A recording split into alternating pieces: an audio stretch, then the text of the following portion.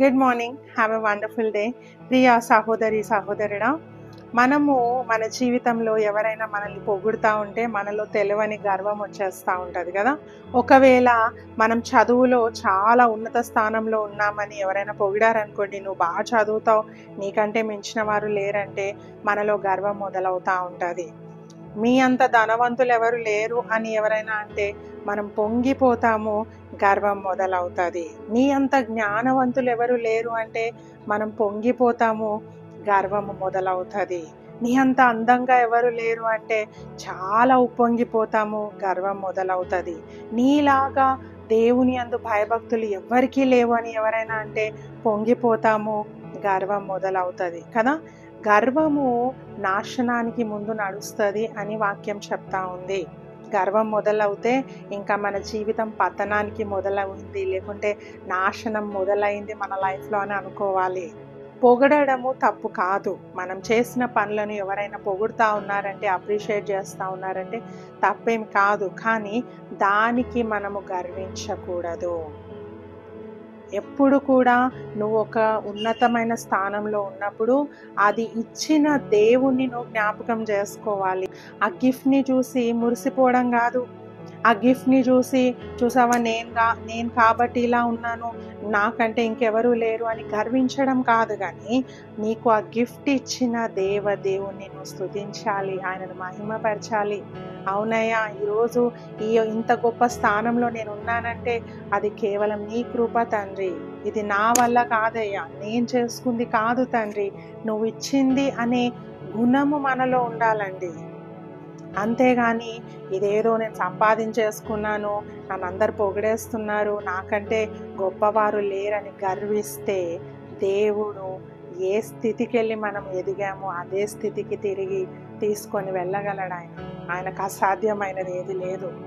ప్రియ సహోదరి సహోదరుడా, పరిశుద్ధ గ్రంథంలో సొలొమోను మహారాజుని ఒక స్త్రీ పొగుడుతా ఉంది. ఆమె ఎవరంటే షేబా దేశపు రాణి.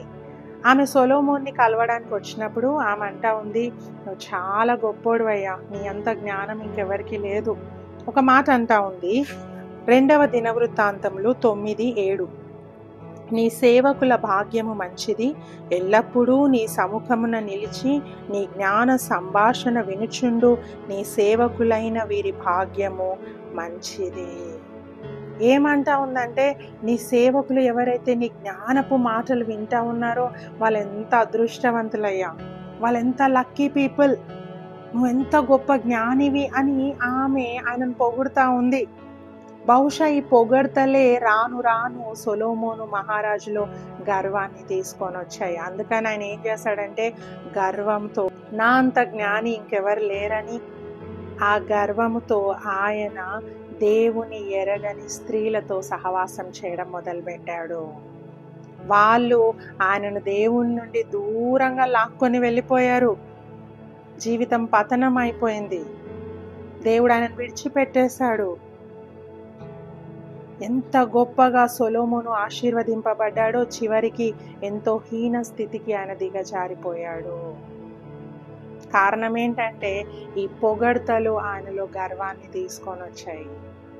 నువ్వు కూడా పొగిడితే గర్విస్తూ ఉన్నావా? గర్వం వచ్చేస్తూ ఉందా? నో అండి. సొలొమోను దేవుడిచ్చిన గిఫ్ట్ జ్ఞానము, దేవుడిచ్చిన జ్ఞానం అది. ఆ గిఫ్ట్ని చూస్తూ మురిసిపోయాడు, గిఫ్ట్ ఇచ్చిన దేవుణ్ణి మర్చిపోయాడు. ఈరోజు మనం అలా ఉండకూడదు. ఏ గిఫ్ట్ నువ్వు పొందుకున్నా, ఎంత గొప్ప బహుమానము నీకు దేవుడిచ్చినా అది ఇచ్చిన దేవుణ్ణి ఘనపరచాలా కానీ గర్వించకూడదు అని ఈ ఉదయకాల సమయంలో పరిశుద్ధాత్మ దేవుడు మనందరికీ హెచ్చరిక ఇస్తూ ఉన్నాడు.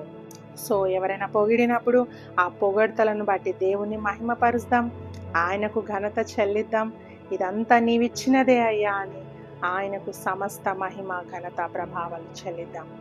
దేవుడి వాక్యంను మనందరి వినికిడిలో దీవించును గాక. God bless you all.